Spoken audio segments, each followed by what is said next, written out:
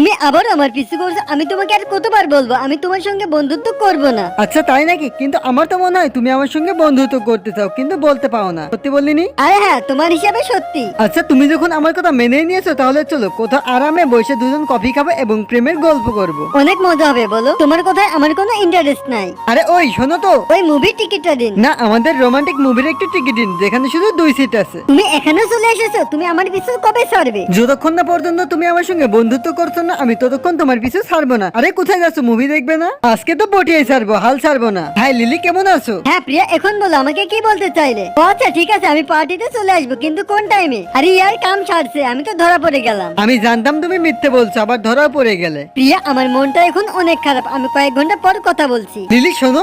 বলো তো তুমি আমার পিছু কবে ছাড়বে? আমি অনেক বিরক্ত হই। ওই লিলি, কেমন আছো? অনেকদিন পর তোমার সঙ্গে দেখা হলো। তুমি এখন যেতে পারো, আমি আমার বন্ধুর সঙ্গে থাকবো। বন্ধুরা, নেক্সট পার্ট দেখার জন্য দ্রুত তোমার স্ক্রিনের উপর থাকা লাল বাটনটি প্রেস করে তোমার সুন্দর নামটি কমেন্ট বক্সে লিখে যাও।